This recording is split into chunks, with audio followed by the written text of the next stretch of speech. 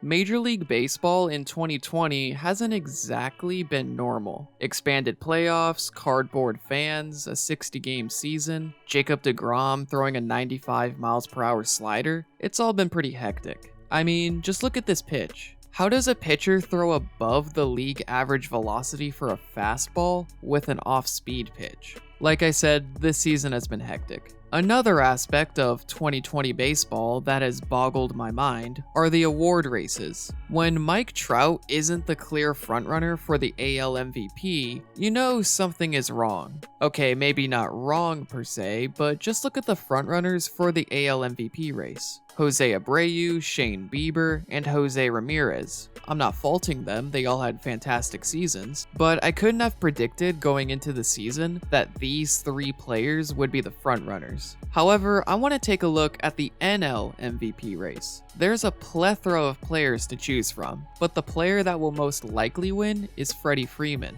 and I say deservedly so. Freeman played all 60 games, he was the best player on a team that won the NL East, and either led the league or was near the top of the league in many key offensive stats. But then you notice the stats that Freeman doesn't lead the league in are led by someone else, and that player is Juan Soto. The Nationals weren't quite as successful as the Braves, which has likely overshadowed Soto's season performance. But make no mistake, Juan Soto is legit, and he will win an MVP one day. Foolish Baseball already made a video discussing Soto's elite hitting skills, but that was back in 2019. It's a whole different year, a much different year, and Soto has somehow outdone himself. I won't spend too much time on his rise to the big leagues, but some context is always nice. Signed by the Nationals in 2015 during international free agency, Soto wasn't exactly considered an elite prospect, as he ranked 22nd in MLB's top 30 international prospects list, as well as 13th by Baseball America. He was one of the most polished hitters in the 2015 group, and he wasted no time making a name for himself in the minor leagues. In 2016, at the age of 17, Soto made his professional debut in Rookie League and was the Gulf Coast League MVP. Over the next couple of years, Soto would be on the fast track through the minor leagues, going through 3 levels of minor league baseball in the span of 2 seasons. Then, after 8 games in AA, Soto would be called up to the Nationals, making his debut on May 20th, 2018, at age 19. Since the beginning of the integration era, which was around 1947, Soto is the only player in an age 19 season to have an OBP over 400 and OPS over 900 through 494 plate appearances, which is how many plate appearances Soto had in his age 19 season. If we move the parameters all the way back to 1871, the only other player that touches this list is Mel Ott in 1928, who had a similar OPS but still had an OBP under 400. In 2019, Soto showed what he can do in a near full season. He essentially replicated his 2018 season, but on a scale of 150 games. He was among the league leaders in many offensive categories, notably in on-base percentage, OPS, and walk percentage. Also, he was a key contributor in the Nationals' 2019 playoff run, winning the Babe Ruth Award along with Steven Strasburg, which is an award given to the player with the best postseason performance. While a lot of his stats were more or less the same when you compare a 116-game season to a 150-game season, Soto did make significant improvements to his game. He doubled his launch angle and raised his exit velocity, barrel percentage, and hard hit percentage. The sophomore season for any player can be a tough one as the pitchers adjust to the hitter's strengths, but Soto's approach at the plate allowed him to maintain his high walk percentage and league average strikeout percentage while developing his bat-to-ball skills. And 2020 was no different. Well, actually, that is a lie. So much about Soto's 2020 season was different.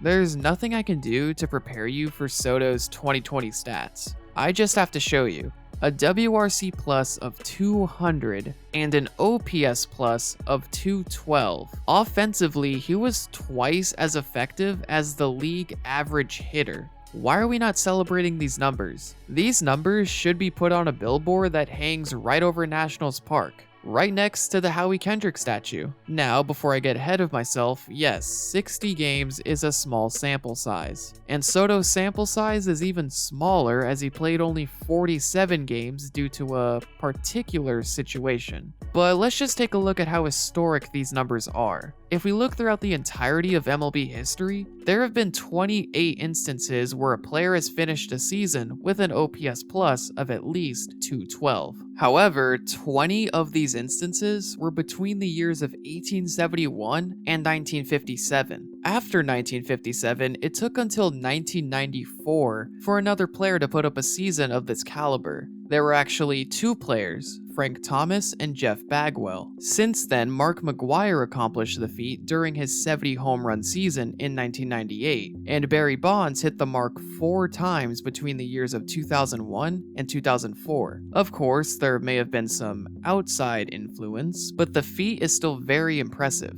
And Soto accomplished these feats for the first time since Bonds in 2004. But of course, he only played 47 games. And not only did he not play in a standard 162 game season, he didn't even play the full 60 game season. And while Soto played like an MVP in this shortened season, there have been many occasions throughout MLB history where a player has performed on the level of Soto in a shortened span. And not just a 47 game span, but a 60 game span. Fangraphs has a tool where they show some of the best and worst 60 game hitting spans since 1974. Now you can see that there are quite a few results on this page, meaning many of them are bad hitting streaks, which is no use to us. However, if we sort the leaderboard by WRC+, we see that since 1974, there have been 103 instances where a player has recorded at least a 200 WRC+ in the middle of a season. Soto doesn't appear on this list, even though he qualifies to be on it. I'm assuming that Fangraphs is waiting until the end of the season to add 2020 performances. But that still doesn't change the fact that Soto's feat is not entirely uncommon through a 162 game season. So that brings us to this question. Would Soto have maintained this pace throughout a 162 game season? Most likely not, given that no one has done it since Barry Bonds in the early 2000s.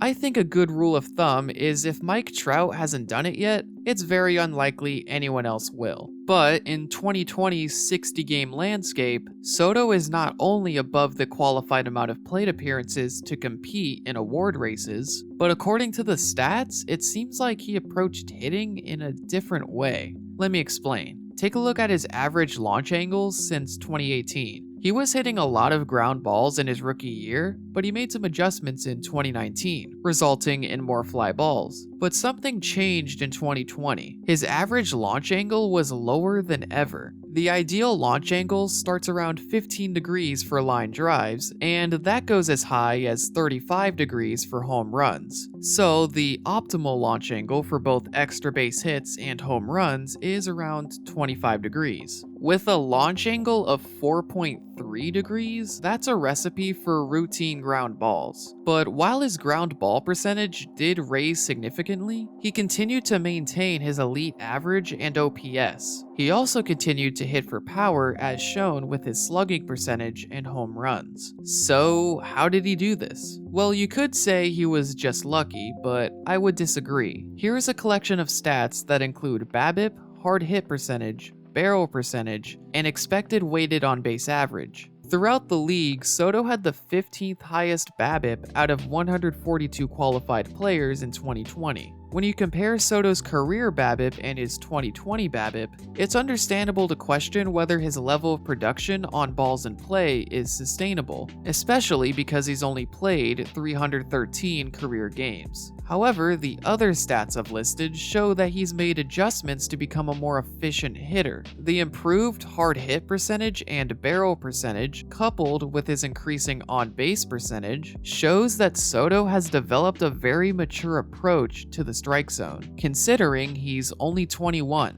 Throughout his young career, Soto's clear favorite pitch has been the fastball. In 2019, he started to recognize off-speed pitches, but not breaking pitches. In 2020, Soto was able to recognize all three categories of pitches. While it's important to note that Soto's expected batting averages on off-speed and breaking pitches were lower than his actual batting averages, Soto has shown clear progression in regards to plate discipline. Notably, Soto's first pitch swing percentage was much lower than previous years, and he lowered his chase percentage. But interestingly, his zone swing percentage was lower, while his zone contact percentage was higher. This signifies to me that Soto is more selective when it comes to swinging. He may be looking for pitches in a particular area of the strike zone, rather than particular pitches like a fastball. I believe the heat maps confirm this, as it seems that Soto is swinging at more balls towards the outer half of the plate. The heat maps may not be completely different from one another, but there is a slight noticeable progression since 2018.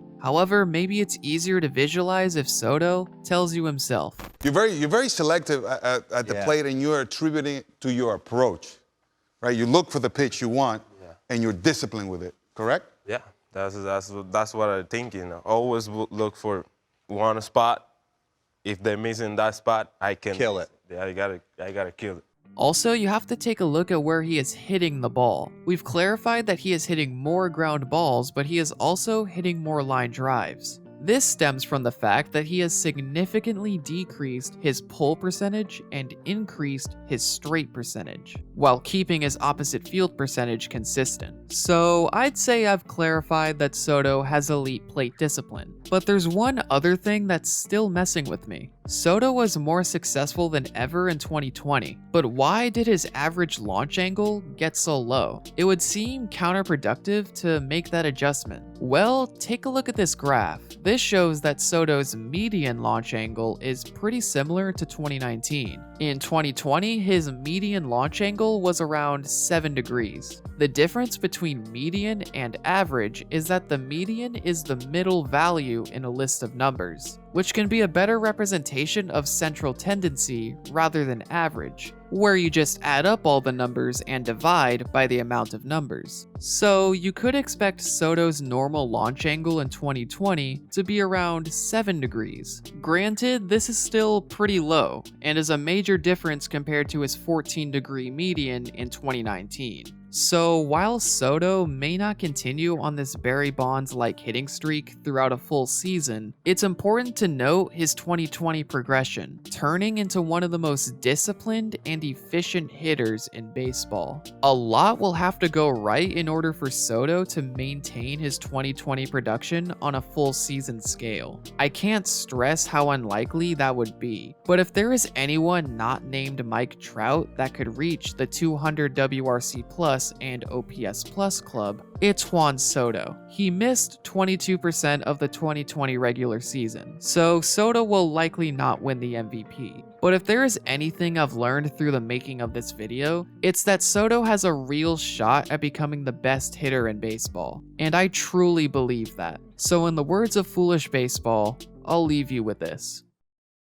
Hey Juan Soto, why don't you make any sense? And why aren't we talking about you more? I hope you guys enjoyed the video. Leave a like if you did. Subscribe if you want to stick around. Thanks for watching.